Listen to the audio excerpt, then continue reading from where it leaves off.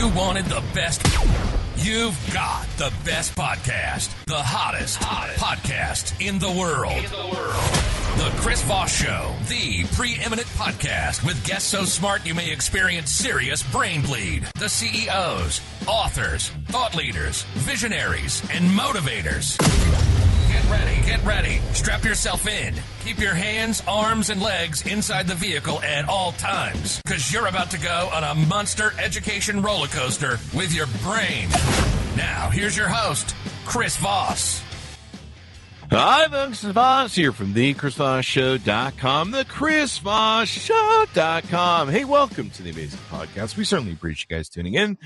Thanks for coming by today. I think I lost a breath there and choked on the mic there. But that's probably what most people who listen to my audience were like, we wish you'd choke on that mic. No, you don't. Anyway, guys, just another funny intro that we improv as we go along. Welcome to the show. What's going on with the voice today, Chris? Well, welcome to the show. Share the show with your family, friends, and relatives. Today, we have an amazing author on the show. She's the executive director and founder of Site Intelligence Group, the world's leading non-governmental counterterrorism organization. We're talking about her in her latest book. But in the meantime, refer the show to your family, friends, and relatives. Remember, we're the family that loves you but doesn't judge you. You go to goodreads.com/Chris Voss, see all the authors stuff we talked to over there, and they're great books. Go to our big LinkedIn group, the 130,000 LinkedIn group over there, the LinkedIn newsletter, LinkedIn audio chat that we've been doing lately that's kind of fun. And also go to youtube.com/Chris Voss, hit the bell notification button, refer that show to friends and family. Tell them to subscribe to the show. Today, an amazing author we have on the show with brilliant insight. The new book that's coming out October 11th just came out a few days ago, 2 days ago. The book is called Saints and Soldiers, Inside Internet Age Terrorism, From Syria to the Capitol Siege, Columbia Studies in Terrorism and Irregular Warfare. Rita Katz is on the show with us today. She'll be talking to us about her amazing book. She is the executive director and founder of Site Intelligence Group, the world's leading non-government counterterrorism organization specializing in tracking and analyzing online activity of the global violent extremist community. She has tracked and analyzed global terrorist networks for over 2 decades and is well recognized as one of the most knowledgeable and reliable experts in the field. Welcome to the show, Rita. How are you? I'm great. Thank you. How are you? I am awesome as well. And thank you for coming. Congratulations on the new book. Give us your .com so people can find you on the interwebs. Of course. So the organization is Site Intelligence Group, and it's spelled siteintel.com, siteintelgroup.com. My Twitter account, it's easier to find all the links for my Twitter account, which is Rita_Katz. And LinkedIn is the same thing, Rita_Katz. There you go. And you've infiltrated terrorist fronts undercover. You've testified before Congress. You've briefed officials at the White House and the Department of Justice, Treasury, and Homeland Security. What motivated you on to write this book? First of all, maybe about a few words about, the work I have been doing in the last 20 years. I created the Site Intelligence Group after I moved to the United States from Israel. Mm-hmm. And I happened to be active and working in a counterterrorism organization, in which 9/11 really changed everything for me. Yeah. And that change, when you could see that they have been shifting their strategy, their infrastructure to the online, I decided to create my own organization that will really start monitoring the new shift, where the concept of the traditional terrorism was replaced by a whole new virtual concept. So that's where the work started. And what led me today to write the book is that even after the change that we have seen after 9/11, in recent years, we saw a whole new structure and shift in how terrorist organizations operate, from recruitment to finances to planning attacks, and the entire infrastructure of when I studied terrorism in the past back in Tel Aviv University, we learned that terrorism has several sectors. One is you have to plan the attack. You have to have training camps. You have to be able to teach the shooters or the attackers how to, and they had ideology. This is our goals. And slowly in the 20 years of involving in counterterrorism, I could see a whole new trend. I could see a shift. And that shift came especially when ISIS was created, and later on also the far-right extremist movement, the way we see it today. And I attributed the growing, the fast growing, the radicalization, the shift in attitude, the shift in targets to the whole new way that things can operate online. So tell me what's inside of the book. What do you go into inside the book? I looking at your website, you cover a whole different variants of terrorism that are out there in the world. And you're right. The original was, when we started the site intelligence group, was mainly monitoring the jihadi infrastructure. 9/11 happens. I remember calls from all government agencies asking for help. How do you monitor the jihadist threat? How do you monitor Al-Qaeda? How do you know who is jihadi? Or where is the next attacker going to come from? And these calls were coming, like I said, from all over the government agencies, because remember, we lived the time of 9/11, and you remember that day, and you remember that everything we were thinking about before, it changed immediately during that day. And what happened with government agencies, they realized that they needed to shift many more resources towards counterterrorism. And I remember that agents from customs that were fighting drugs cartels or criminal activities suddenly had to work on counterterrorism. And they were calling and saying, what does it mean? How is it different? What are we going to do? And so that's where a lot of training and teaching went into that. And it was really, you could know I was working on terrorism per se. It is terrorism about where is bin Laden? Where are their training camps? Who's the next attacker? Really monitoring pure terrorism. And so over time, what you could see is that the definition of terrorism changed. What was terrorism before, it's not the terrorism of today. Slowly, we started seeing more and more extremist communities that played major role in our day-to-day lives. And we started monitoring far right and far left communities as part of the concept. And again, it's a request that came from several government agencies, because especially after the Obama's election, the threat of domestic terrorism started growing. And I had to really start facing the organization, shifting also gears towards monitoring the extremist community in the United States. So you really saw a growth of domestic terrorism over Obama. I mean, that's wild. Yeah, that was a critical point in creating a whole anti-Semitism, anti-social, the racial, social. Seeing a Black president being elected in the United States was a major setback for many Americans.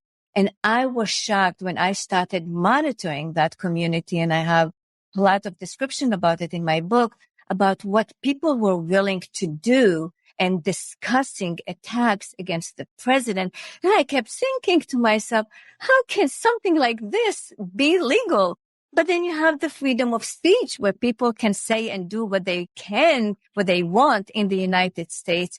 And that really triggered me into, let's start more deeper into investigating what is causing all of that. And so what we saw as starting point back in 2008 when Obama was elected, really though shifted gears in 2018 when an important attack happened that was widely covered by the media but missed an important point. And that was the October 2018 attack by Robert Bowers at the Tree of Life synagogue in Pittsburgh. Yeah, that was extraordinary. I remember, 9/11 and subsequent years after, I think most people, when they thought of terrorism, they thought of, jihadis and people from the Middle East. Now I'm afraid of white guys who look like me, like older, angry. Okay, am I angry? I don't know. So it depends on what day you get me on or if I've had my coffee. But, guys like me who, I've had people come on and they're like, you look like somebody we know who you voted for. I can't wear a red hat on the show, basically. They assume that I voted for somebody that likes red hats. And so, I see these guys who've done the white terrorist thing. The FBI has come out and said, white supremacy terrorism is the worst it's ever been. I watched during the Trump years just the rise of Southern Poverty Law Center's hate watch, I think they called it. You go on there and see all the different groups and the explosion of it. It was extraordinary. But yeah, when I go out in a crowd, if I'm kind of worried about being in a big place, I'm looking for guys who look like me, white guys who are Americans who have some sort of, axe to grind about racism or whatever the case is, and them shooting a place up and stuff. Yeah. And I just need to add to that, it's just, we were talking about 9/11. When I wrote my first book back in 2003, published by HarperCollins, was called Terrorist Hunter, really documented my own personal story, going undercover, going somewhere, doing my work as have to be physically located in order to record people, to collect information. And part of it was because one of the things we tried to do is to expose the network of the front groups in the United States. And the United States was a great ground for that because of the great advantages that this country provides. Like, for instance, when you collect funds, it's tax deductible. You are free, to protest, etc. And so these events were critical in collecting information about the jihadists and those that support terrorist organizations. But today, all of my job is being done online. And when I wrote my first book at that time, it was written by anonymous because I was very, very scared to my life. I mean, my family, having 4 kids, and you don't have the protection that the government has, as a personal and a private citizen. So I decided to write it as anonymous. But one of the messages I had there in the book was that we have to counter this threat from the root. And what happened today, look at us 20 years after, the threat of terrorism is all over the world, not only from the jihadists, but also from white supremacists, QAnon movements, and other extremist communities that are spread all over the world. And why did that happen? That happened because the internet changed the way that terrorist organizations recruit and finance. And today, a shooter, an attacker, doesn't have to be present or doesn't have to be a member of a terrorist organization. Mm. These terrorist organizations exist on the internet, and all you need to do is join one of their virtual places. They're safe havens. It was kind of surprising to find recently there was I think a mailing list that had been exposed from the group that was part of January 6th. What is the name? Yes, the Oath Keepers. And it was surprising to find out how many emails they had of chiefs and police officers, people in the military. It was surprising to find how many of them were involved in just, being part of the mailing list and knowing what was going on with the organization. Yes, and it's true. And right now their trial is going on. The Oath Keeper, one of the leading organizations many of them are from the military. Some of them still were serving in the military. It's an organization that was created, as far as I remember, after the election of President Obama in order to protect the infrastructure of the government. But later on, as you can see, it became something that protected Trump. And of course, that Trump had a lot to do with everything that happened on January 6th. He led to the January 6th riots. But all of that didn't happen in one day. And I basically talk about the analysis of what led all of this happen, how the safe haven of the far right community and the sharing of the conspiracy theories really created the block that continued to grow since the Obama, but it's mainly after Bauer's attack at the Tree of Life, created a whole new generation of individuals that really saw that the only solution for them is by carrying arms, carrying attacks, carrying out violence activities as really the only solution to achieve the goals that they were for the white race. Wow. I mean, it's just crazy what's going on. You know, if you've studied fascism, the rise of taking power by violence is the way that this usually rises. And it usually rises after a time where, you know, there's a lot of different expansion of rights and people feel alienated or people feel segmented and they feel that this is their country, whatever the country is. I mean, you can tie this back to Italy under Mussolini. You can tie it back to what went on with Hitler, and these grievances continue until they take power with violence. What do you see? You know, we've had a lot of authors on the show and we talk a lot about, you know, the next few elections and violence and rise of kind of fascism or authoritarian violence. What do you see and what are you worried about in the next few years coming up? You know, you said you're very worried when you go to all these demonstrations where people see you on the street. I'm the same. I'm very worried. I wrote this book because not only that, because I'm worried, of course I'm worried, but I think that what is missing in fighting counterterrorism today is really understanding the roots of the problem. Mm-hmm. In the last 20 years, the growth of Al-Qaeda and ISIS spread all over the world very quickly. In 2007, when I testified before Congress, and that at that time only Al-Qaeda existed, just a few years after 9/11, I said that the growth of Al-Qaeda is going to continue because look at that. At that time, they already arrested Khalid Sheikh Mohammed, many of the executors of 9/11, destroyed the training camps of Al-Qaeda, but the group continued to grow. They grew in a way that there were suddenly cells all over the world. Everywhere. In the United States, you started seeing attacks. In London, everywhere in the world. And so I said at the end of my testimony that the most important thing to do is to counter the internet and to treat the internet as an equal battleground just before you go and carry out an attack or operation on a base of Al-Qaeda operatives. You really have to understand what is causing this radicalization. But sadly, as somebody who was involved in this field, and this has been always my expertise, I didn't see any specific analysis and focus that was really spent in understanding how it works. It's like, I'll give you an example. When a patient goes to a doctor and he has pain, it turned out that he has cancer, let's say, the doctor will prescribe him with Advil to basically, treat him with the problem. That's not going to treat the problem. That's just going to be healing the pain at some one point. And so that was the attitude that was taken for a long time by not only the government, the U.S. government, but in understanding the lack of understanding what the internet is serving as.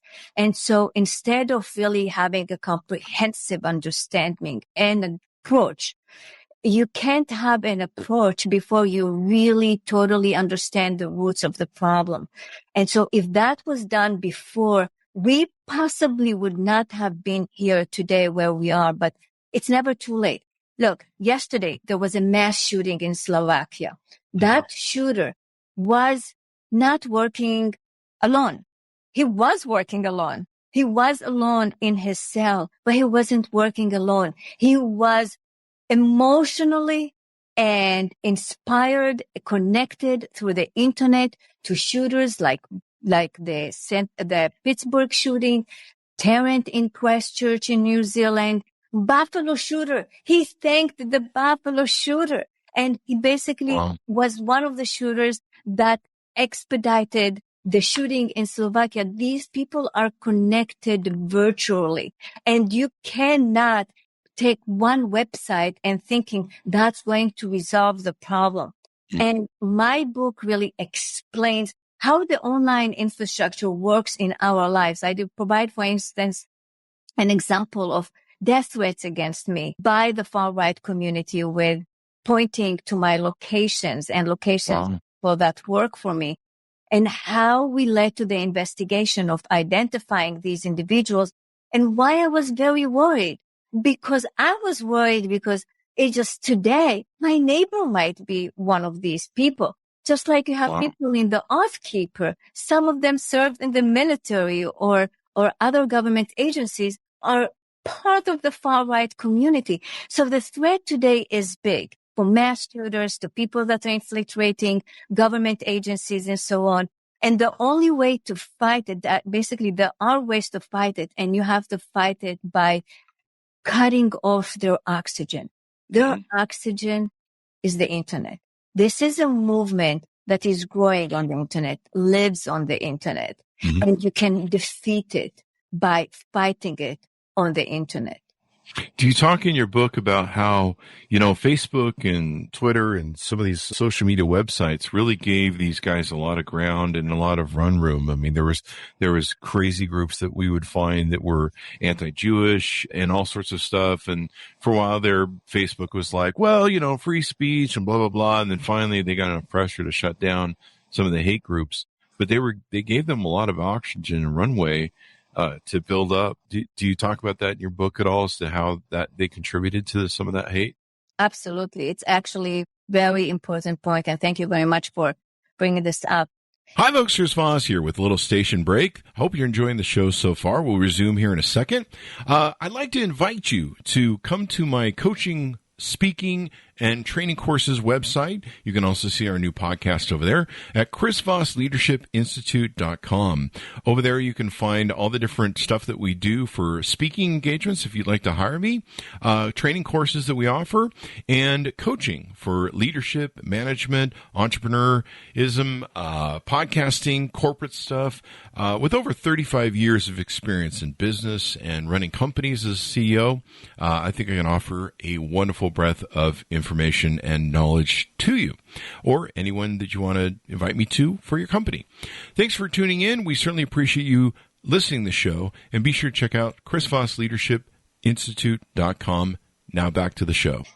What we're seeing is that most of the far-right community members, mass shooters, have been kicked out from mainstream social media.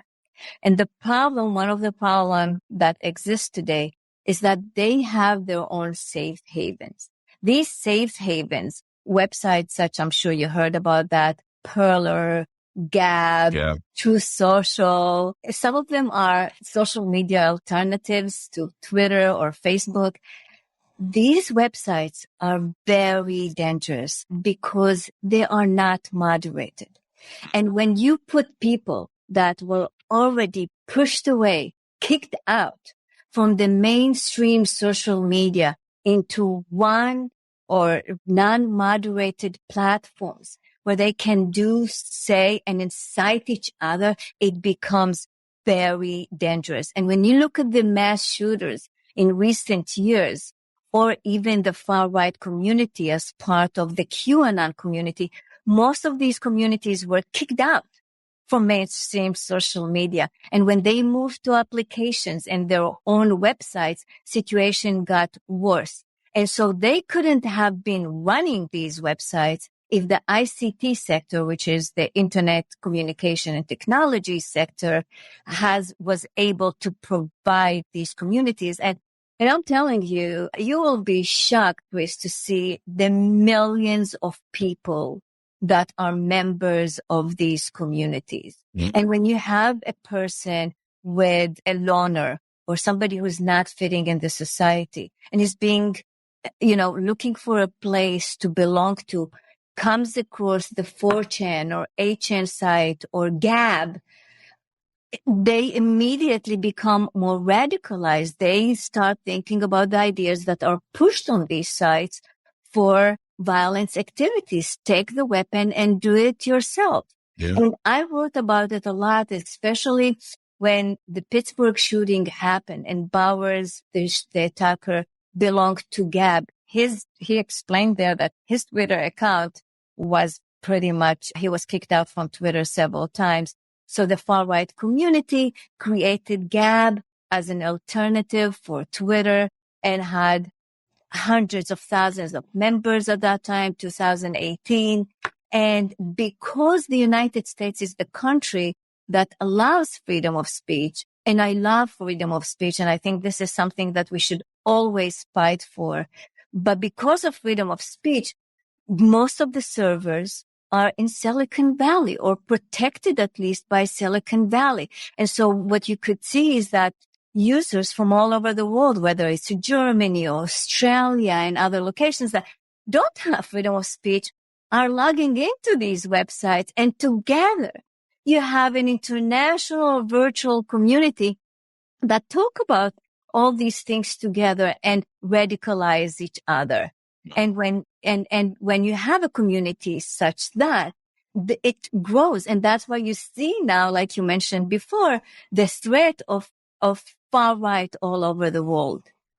Yeah, it's just insane how crazy it's gotten, and the ability for these guys to go online and stuff and do all their things. Right now, I don't know if you got a chance to catch part of it, but ironically, today is the last January 6th committee from the House Representatives. They're holding their hearing, I think, live right still now. Did you get a chance to watch any of it today? And do you have thoughts on that? No. Okay. No, but I have been following it. And in fact, you're mentioning January 6th. Maybe if I can say a few words about that. Please. January 6th was an event that was very much predicted. It was an event that was building up. It didn't happen in one day. Inside Intelligence Group was one of the probably major organizations that provided the intelligence information before January 6th.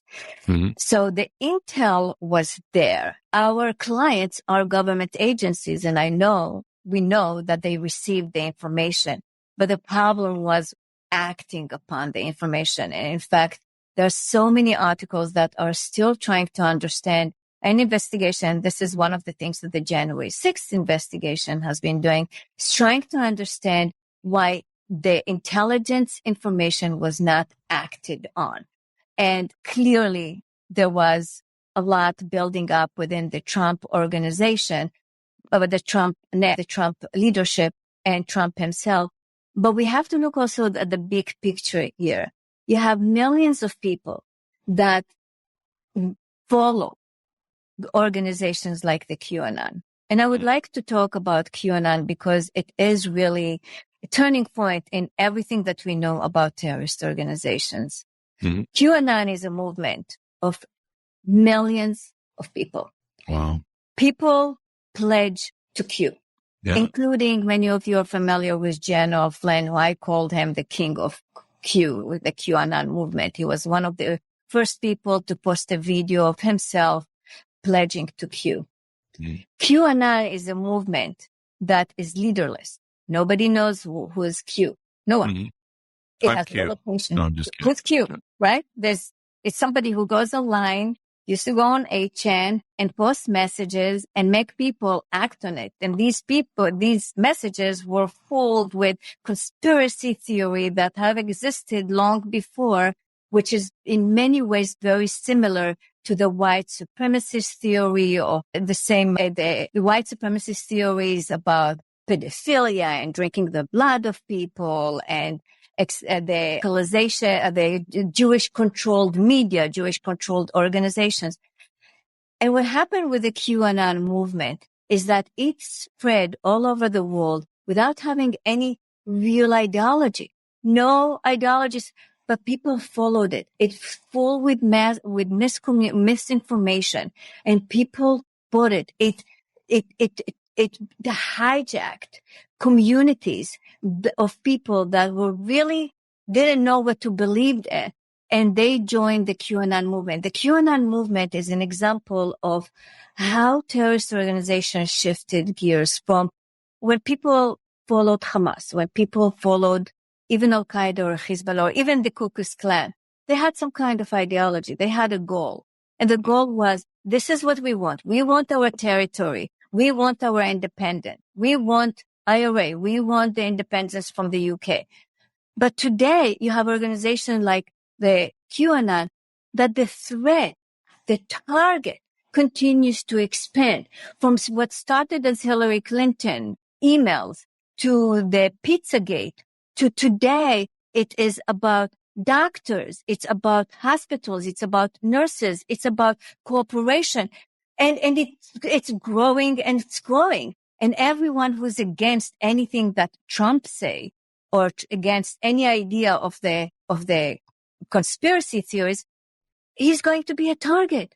And so today I find myself, monitoring threats against doctors and threats against the Q community, because this is the current threat where 20 years ago, I used to do real terrorism, what I call, but terrorism shifted. And much of that is because of what the internet enabled these communities to achieve. And that's by recruiting and publishing fake information and conspiracy theories, whether it's about COVID, whether it's about the Jews, whether it's about the LGBTQ, etc., and turning them into a target. Mm-hmm. Yeah, it's crazy, insane what's going on. In fact, I was seeing, I'll catch videos of some different people that I think are TikTok creators and YouTube creators that they follow QAnon and Trump events around and interview people. And one of the videos I recently saw, they're like, there's a break-off group from QAnon. Like there's a new branch. Like they're starting to have even crazier branches branch out from the crazy. It's like it just gets more crazy. Like you saw the QAnon thing where they're all down in Dallas waiting for John F. Kennedy to come back to life. And, I see the interviews with them where they're like, Biden really isn't running the government. It's John F. Kennedy and his son Jr. who are the president, vice president. You're just like, holy crap. And it's insane. It makes you feel like, how can people actually believe in it? How? It's still, especially though, when if you follow the massive propaganda online on these platforms, I lost a lot of people in my company, great people that I really needed because they just couldn't take it anymore. One of the examples happened after the Christchurch attack, where the internet was packed with slogans. They turned him into the saint of the saints. Wow. The white replacement manuscript that he wrote turned into holy script that people have to read. It was translated to languages, and you could see the incitements about killing more and just do it. Wow. You have to go and I lost people because they just couldn't take it anymore. And so no surprising that today you see families that are basically broken apart, whereas one of the members in the family suddenly believes in Q and the QAnon movement, and you can't talk to that person anymore. I see them as it's very similar to jihadists, where somebody suddenly turns into a jihadi. It doesn't matter what you will tell him. It doesn't matter you prove to him that the Quran does not say that. They will not listen to you. It's like, I used to compare this to, I know you have kids and I have kids. When they're a teenager, it doesn't matter what you tell them. They know better than you. They're smarter than you. They think you're stupid. And they're just locked in their brain that that's what they do is the right thing, and their friends know better. And so this is exactly the same. Is it as if you're talking to teenagers? It doesn't matter what you do or say. You can't change their minds. But as long as this online infrastructure allows that to happen, enables, it's not going to stop. So my book is really about if you understand what's going on, you can fight it. And I provide specific solutions of how this can be resolved and immediately be stopped if you will counter the roots of the problem. Wow. Well, Rita, this has been really insightful. People should pick up your book and read it. Anything more you want to tease out before we go on the book? No, I think that this is all, everything is important. I thank you for, giving me the opportunity to talk on your podcast. I always listen to your podcast because I feel like a lot of what you say is what made people do a certain thing. How were they able to create a solution or create a company? And I think that it's really great. It gives motivation and inspiration to a lot of people. Thank you. And that's what we're trying to do. We try and educate and affect the world. We entertain a little bit, tell some jokes, but, using info entertainment to deliver the message of trying to make, the world a better place and think. We had Peter Strzok on the show. I think it was in October of 2000.